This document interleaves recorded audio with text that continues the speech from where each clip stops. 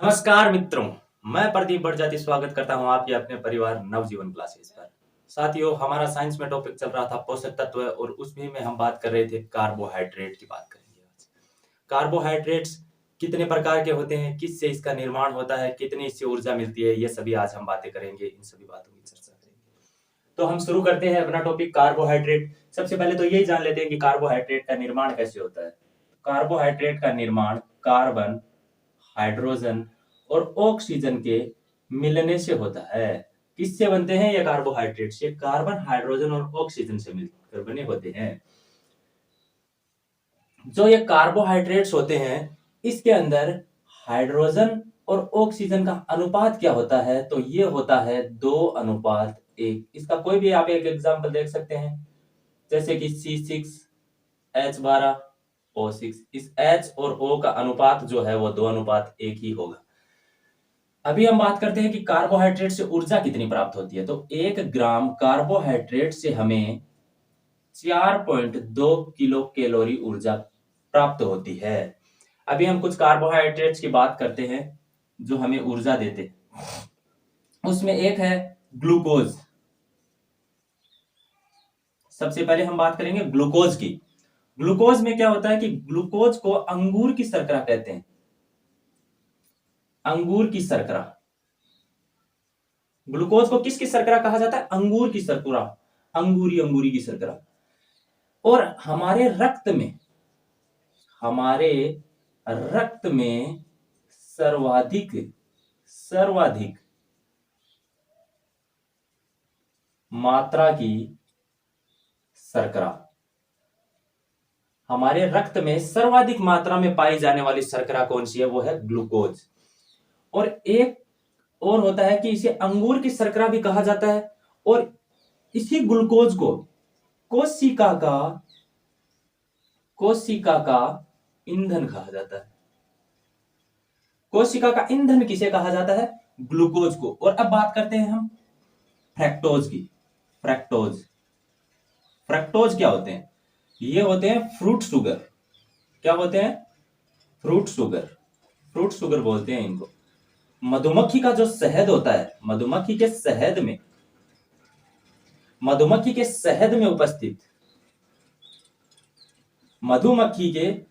में ये फ्रक्टोज उपस्थित होता है। और एक सबसे महत्वपूर्ण बात मैं आपको बताना चाहूंगा कि प्रकृति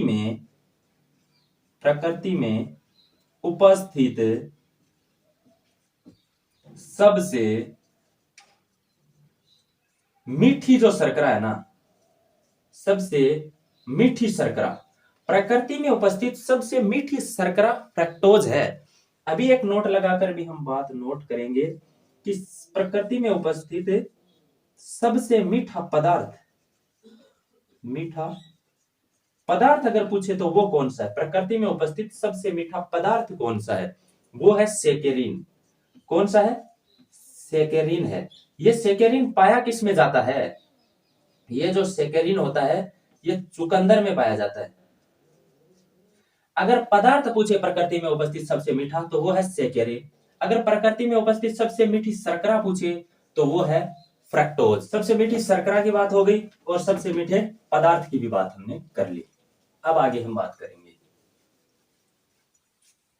अब हम आगे बात करते हैं माल्टोज की, कि माल्टोज क्या होता है। माल्टोज, ये जो माल्टोज होता है ये चावल के मांड में पाया जाता है। चावल के मांड में पाया जाता है, चावल के पानी में पाया जाता है ये माल्टोज। अभी बात करते हैं हम लैक्टोज एंड गैलेक्टोज। इसको साथ में क्यों लिखा जाता है? ये बताता हूं सबसे पहले। क्योंकि ये प्रकृति में संयुक्त रूप में उपस्थित रहते हैं। प्रकृति में हमेशा अलग अलग नहीं पाए जाते, संयुक्त रूप में पाए जाते हैं। और एक सबसे महत्वपूर्ण बात, हमेशा ये जो मिश्रित अवस्था में पाए जाते हैं। मिश्रित अवस्था में रहते हैं, हमेशा किसी ना किसी के साथ मिक्स रहते हैं, स्वतंत्र अकेले नहीं रहते और हमेशा साथ में रहते हैं, दोनों अलग अलग नहीं रहते। जैसे कि दुग्ध में, दुग्ध में आप सबको पता है कि दुग्ध में क्या होता है, लैक्टोज होता है, गैलेक्टोज होता है, ये दुग्ध में उपस्थित होते हैं, इसलिए मिश्रित अवस्था में हो गया और संयुक्त रूप से लैक्टोज और गैलेक्टोज साथ में रहते हैं। अभी हम बात करते हैं ग्लाइकोजन की। ग्लाइकोजन ग्लाइकोजन क्या होता है और ग्लाइकोजन उपस्थित कहां होता है? जंतुओं में उपस्थित होता है। जंतुओं में, जैसे हम में, जंतुओं में भोज्य पदार्थों का संग्रह ग्लाइकोजन के रूप में, जंतुओं में जो भोज्य पदार्थ का जो संग्रह होता है ना, वो ग्लाइकोजन के रूप में होता है। भोजन अपने शरीर में जाता है, वो ग्लूकोज में परिवर्तित होता है, ग्लूकोज ग्लाइकोजन में बदल जाता है और जैसे जैसे हमको ऊर्जा की आवश्यकता होती है, वो ग्लाइकोजन फिर से ग्लूकोज में परिवर्तित होता है और हमें ऊर्जा प्राप्त होती है। तो ग्लाइकोजन होता है, ये जंतुओं में भोज्य पदार्थों का संग्रह होता है, वो ग्लाइकोजन के रूप में होता है। जैसे आगे हम बात करते हैं कि इसका संग्रह कहां होता है, ये संग्रहित रहता कहां पर है, तो इसका संग्रह हमारे लीवर में और हमारी मांसपेशियों में। ग्लाइकोजन का संग्रह जंतुओं के शरीर में कहां होता है, तो यह लीवर और मांसपेशियों में होता है। अब हमने जंतुओं में भोज्य पदार्थ के संग्रह की तो बात कर ली, ग्लाइकोजन के रूप में होता है। तो अब हम पादपों की भी बात करते हैं कि पादपों में भोज्य पदार्थों का संग्रह, पादपों में भी तो भोजन बनता है, वो संग्रह कैसे होता है? वो संग्रह होता है स्टार्च के रूप में। पादपों में भोज्य पदार्थों का संग्रह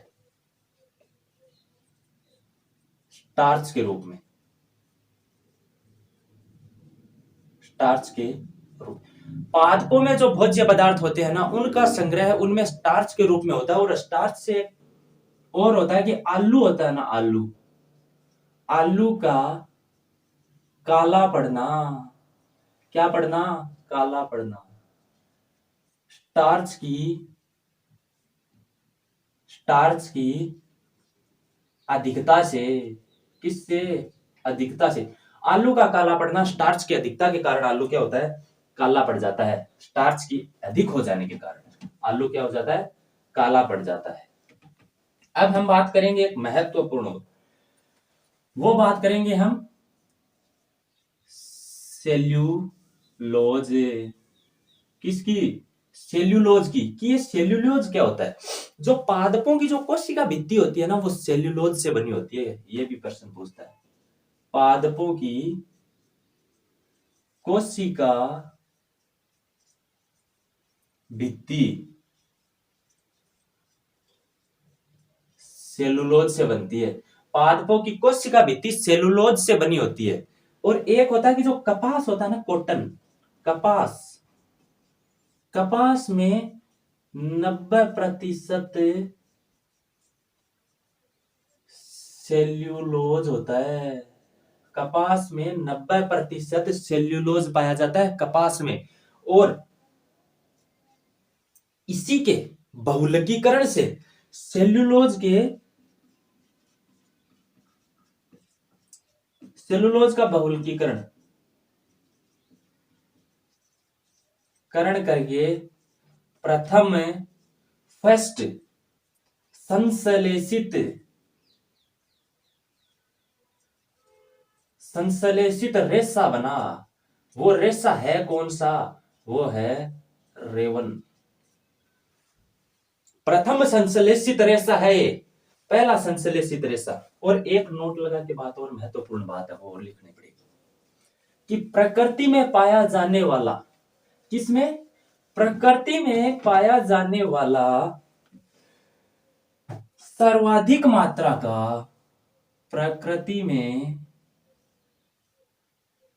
पाया जाने वाला, पाया जाने वाला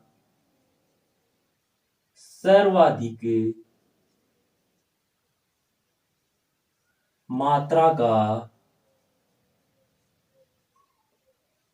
कार्बनिक पदार्थ। प्रकृति में पाया जाने वाला सर्वाधिक मात्रा का कार्बनिक पदार्थ वो कौन सा है? अगर ये पूछ ले तो ये भी क्या है? सेल्यूलोज है। ये सेल्यूलोज ही है जो प्रकृति में सबसे ज्यादा पाया जाने वाला कार्बनिक पदार्थ है। अब हम बात करते हैं काइटिन की। काइटिन,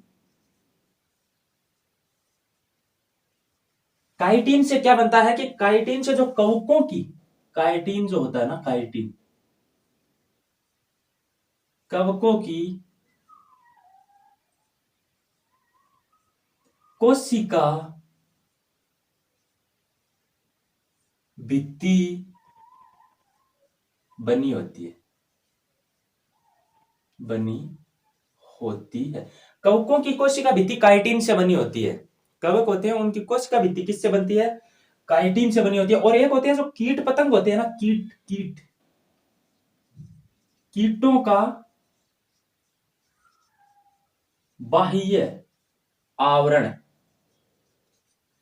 कीटों का बाह्य आवरण भी काइटिन का बना होता है। ये हमने बात कर ली, और तो शायद कोई रहा नहीं, हमने बात सारी कर ली। एक है हाय हाय या एल्यूटोनिक एसिड, इसी को बोलते हैं एल्यूटोनिक एसिड। हाय हाय या एल्यूटोनिक एसिड, हाय हाय, इसी को बोलते हैं क्या? जंतु सीमेंट। हाय हाय या एल्यूटोनिक एसिड को क्या बोलते हैं? जंतु सीमेंट कहा जाता है। स्नेहक भी बोलते हैं, जंतु सीमेंट भी बोलते हैं, स्नेहक भी बोलते हैं। ये हमने कार्बोहाइड्रेट्स के बारे में बात करी। इसमें सबसे महत्वपूर्ण एक सेल्यूलोज है, स्टार्च है, ग्लाइकोजन है, फ्रक्टोज है, और कोशिका का ईंधन ग्लूकोज को कहते हैं। ये सबसे महत्वपूर्ण है, इन पे थोड़ा सा ज्यादा ध्यान देना है। एग्जामिनर बार बार यही क्वेश्चन पूछता है। और हमारे ये कार्बोहाइड्रेट भी पूरा हो गया। कल हम बात करेंगे प्रोटीन के बारे में। तो आपको, मैं उम्मीद करता हूं कि आपको हमारा ये सेशन बहुत ही अच्छा लगा होगा, और अगर अच्छा लगा है तो चैनल को लाइक सब्सक्राइब कर दीजिए। थैंक यू, धन्यवाद।